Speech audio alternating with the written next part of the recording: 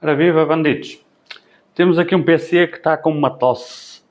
Isto é uma 6900 XT Nitro Plus, uma das melhores versões. E o que acontece aqui é que o PC crasha aleatoriamente. E, pelo menos, uma instabilidade entre processador e memória eu já sei que tem. Agora, estava a testar a gráfica, que eu acho que pode ser interessante para vocês, porque nós vamos abri-la. Ela tem aqui a temperatura da GPU, 70 graus, e tem 89 de hotspot. Tem aqui o consumo da gráfica, mas este consumo é só do chip, só da GPU. Estas aqui, principalmente estas versões mais turbinadas, este modelo é fantástico, esta Nitro Plus. Mas elas costumam ter um problema relacionado com a energia. São muito sensíveis à energia. Aqui está uma fonte de 850, é porreirinha e não sei o quê. Mas eu para estas gráficas, a 7900, 6900, principalmente as versões com overclock, eu já recomendo uma fonte porreirinha de 1000 W. Tu se vires sugiro-te o site do Tech Power Up, ele costuma sempre reportar o consumo real da GPU, inclusivamente aqueles picos que são muito rápidos e que não são detectados no software. Por exemplo, dizendo memória, este modelo em particular tem picos na casa dos 600 watts, só a gráfica. E o consumo que aparece ali reportado é só da GPU, não inclui os picos e não inclui o resto do conjunto, que é a memória, o RGB, o desperdício da VRM, porque esta gráfica na prática consome na casa dos 300 e pouco, e os picos é na casa dos 600. De qualquer forma, isto é uma gráfica que não tem garantia já, portanto precisa de manutenção. Quer dizer, não sei se precisa, mas uma casa constrói-se a partir dos alicerces, não é? Portanto, uma boa fonte é uma boa ideia e manutenção é boa ideia. Nós temos aqui 90 graus, 50% de rotação de ventoinha e só da GPU está encostado ali em 255 watts, mais ou menos. Vamos ver, depois da manutenção, como é que ela fica. E estas Sapphire são muito porreirinhas, muito fáceis de fazer manutenção. Vamos trocar a pasta térmica, não é? E tu precisas trocar a pasta térmica. Claro que depende de caso para caso. Provavelmente nesta, eu vou trocar a pasta térmica, vou meter novinha, vou limpar isto tudo e a diferença se calhar vai ser muito pouca. É daquelas situações onde eu não sei se é preciso, o quão seca está ou não, ou bem aplicado ou não, não sei, mas o PC chegou aqui para fazer uma revisão. O que é que me garante que mesmo que esteja boa, daqui a um ano não precisa de ser trocada? Então, se estamos a mexer, fazemos tudo, não é? Porque assim volta a estaca zero, volta a ficar tudo limpinho, direitinho. Neste caso, porque não tem garantia, não é? Se tivesse garantia, não ia sacrificar a garantia por causa disso. Ou arriscar sacrificar a garantia. Mas esta é fantástica, tu vais ver. As ventoinhas dão para tirar sem desmontar nada, muito bom para limpar. Acho que mais fabricantes deviam implementar este sistema. E esta versão em particular, a VRM e a memória, têm um sistema independente do resto do dissipador. Porque significa que quando tu desmontas isto, não vem os pads agarrados e não sei o quê. Podes querer mudá-los, não é mesmo? Isso é outro assunto. Mas tu ao desmontares isto, só vais desmontar a parte que faz contacto com o chip. Dizendo de memória. Se calhar agora quando abrir vou ver que estava a confundir com outra. Mas dizendo memória funciona assim. Portanto, tu ao desmontar o dissipador é mais simples e podes só tirar as ventoinhas também. Uma coisa que foi detectada aqui é que, isto aqui já temos a nossa referência, inclusivamente ela está ali a querer chegar aos 70, não é? Mas foi-me dito que ele viu as temperaturas a chegar aos 75 e não era no hotspot, possivelmente com vidro, porque eu noto aqui que estas ventoinhas aqui estão a mandar ar para dentro, mas estas do water cooler estão a mandar ar para fora. Portanto, e tem ventoinhas em cima. Portanto, provavelmente o que estava a acontecer com o vidro fechado é que o ar que entra daqui, destas ventoinhas, é sugado para aqui e para aqui. E então a gráfica fica tipo em último plano. O que sobra é que vem para aqui. Talvez. Depois do teste final eu vou fazer com o vidro fechado, como faço sempre.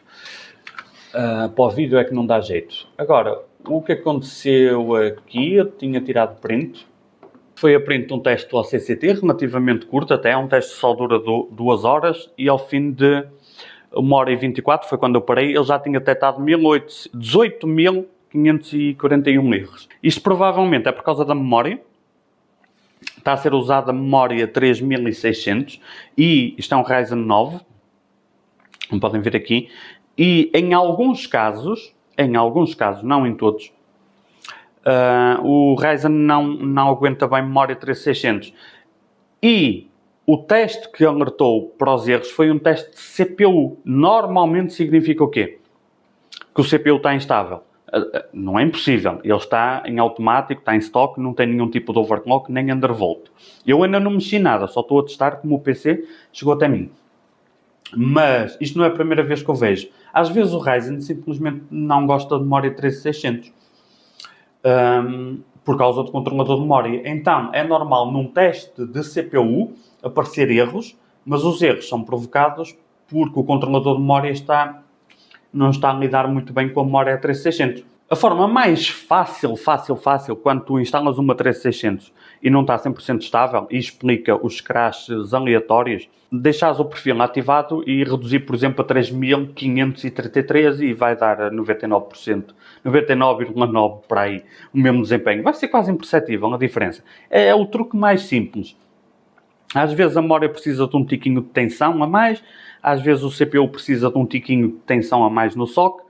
Isso é irrelevante porque nós vamos trocar a memória, porque são só 16 GB e temos uma gráfica que é de geração passada, mas ainda é top. Temos um CPU que é de geração passada, mas ainda é top. E temos 16 GB de RAM, está um bocado manco. Portanto, isto vai ser trocado por 32. Dual Rank, também 3600, Cell 16. E depois, se ficar instável, eu vou ajustar tudo o que for preciso para ficar estável. O PC vai ser todo desmontado, vai ser limpo e vamos começar do zero com este PC para ele sair daqui a funcionar bem. Boas temperaturas, sem crash e depois no fim, como eu costumo fazer, ele tem que passar o certificado do OCCT, que demora bué de horas. Tu podes... Isto acho que não tem na versão gratuita, só tem na versão paga. No OCCT, estes certificados, com ou sem placa gráfica, eu às vezes faço testes para a gráfica à parte, mas por exemplo este aqui, o Gold, que ele vai fazer vários testes de CPU, de memória, Power, que é simplesmente o máximo de energia possível que ele consegue gastar, demora 8 horas. O Platina demora 12. E são vários testes em sequência. Isto é muito prático, tu deixas a correr e podes fazer a tua vida, depois vês o que é que aconteceu. E se ele encontrar erros, ele vai-te dizer em que teste encontrou erros. Ao fim, ele tem que passar isto tudo. No mínimo o Gold, mas não interessa. Vocês, depois vou-vos mostrar o resultado final. Temperaturas e estabilidade, se calhar não vos vou mostrar, porque depois está feito, eu vou deixar durante a noite a correr os testes e ver o que é que aconteceu no dia a seguir, está bem? Para já tenho que desmontar isto tudo. Ora, umas horinhas depois e cá estamos. Portanto, já temos 32 GB. O primeiro teste passou, portanto acho que dá para usar a 3600, mas isso depois vai ficar a noite inteira com vários testes. Portanto, temos as ventoinhas aqui a mandar ar para dentro. Infelizmente é chato no da Arctic.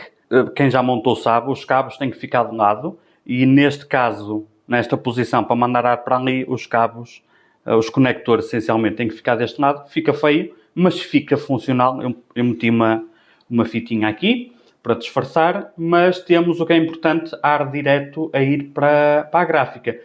A gráfica foi desmontada, limpa, como vocês viram eu ia abrir. Ventoinhas afinadas à mão, BIOS atualizada que não estava atualizada. Temos nova fonte, uma fonte top. O que é que temos mais? Temos aquilo que estávamos curiosos, ou que eu estava curioso, aqui as tempos. Não tão quente o hotspot, ele estava a bater quase 90 graus. Já não bate quase 90, já não está lá, ok? Isto já está aqui a correr há muito tempo. A temperatura ambiente subiu, acho que 1 grau aqui. Só que há um detalhe, nós reduzimos aqui o hotspot em 5 a 8 graus, 5, 6 graus aqui o hotspot. Só que há uma coisa, a ventoinha está a girar menos e ele está a gastar mais energia. Porque a gráfica, como tem uma temperatura mais baixa, decidiu que pode gastar mais energia e a ventoinha está a girar menos. Portanto, se eu puser a gráfica como ela estava, que não vai ser usada assim, Mas se puser nos 255 watt, mais ou menos, acertei à primeira, 255, e a ventoinha estava a 48%, não era? Estava a 48%. Assim é como estava. 255 watt e 48%. Agora sim podemos ver o efeito da mudança da reaplicação da pasta térmica e remontagem e reinstalação do cooler, porque às vezes o cooler pode vir com um ligeiro desnível de pressão, já vi isso, não me parece que seja o caso, simplesmente a pasta térmica já tinha degradado um bocadinho. E agora, com as mesmas condições, 48% e 255%, nós já temos uma redução que eu não me lembro qual era a temperatura, era 90%. Portanto, 10 a 13 graus de hotspot a menos. 10 a 13 graus a menos. Neste caso, ele a usar em casa não vai ter assim. Vai ter o desempenho todo. Isto era só para simular. Vou fazer um perfil de ventoinha personalizado. Aliás, posso-vos mostrar que isto pode ser ativado e desativado. Eu gosto que a ventoinha gire sempre um bocadinho, mesmo que não esteja a ser preciso. E neste caso nós já devemos ter o clock máximo, mas uma temperatura ainda um bocadinho inferior. Porque a ventoinha pré-definição gira muito pouco, o que é ótimo, fica silencioso. Mas agora eu autorizei a subir um bocadinho mais. E agora já temos outra vez os 265, mas se a temperatura passar disto, a ventoinha aumenta para compensar. Coisa que quase não estava a fazer de origem. Bom, isto é só aqueles retoquezinhos, mas na prática o que é que temos? Temos um boostzinho a mais com as temperaturas do boost a menos. Ok, deu para entender? Não é nada de mais, mas é para isto que me pagam, é para ser minucioso, ok? A casa constrói-se pelos alicerces. Temos uma fonte, que é top, a estrear, problema de energia não vai haver. Mas, por acaso, é uma história interessante. O dono do PC, quando me veio entregar, ele trouxe o cabo. Às vezes vocês fazem isso, que não é preciso, mas passem a fazer. Eu vou começar a pedir. Ele trouxe-me o cabo de alimentação. Só lá, eu podia precisar, não é? E eu quando peguei no cabo, que eu não estou a usar, quando peguei no cabo vi que o cabo era bué da fininho. Não era o cabo original da fonte. A certa altura aquilo foi misturado. Portanto, até é provável que um dos crash possa ter sido problema de energia. Ou da outra fonte, porque ela gosta de puxar bem. Do cabo, não sei. Fonte nova, cabo de alimentação top, daquele de 1,5 mm, 32 GB, que no dia que amanhã que vai ficar a testar, portanto, provavelmente amanhã de manhã, sei se processador e memória estão estáveis. Bandidolas, vemo-nos no próximo vídeo em live stream. Se precisares de uma consultoria minha, podes entrar no meu site, aterrato.pt. Se precisas que seja eu a mexer na tua máquina, mail@aterrato.pt e nós conversamos por aí. E vemo-nos na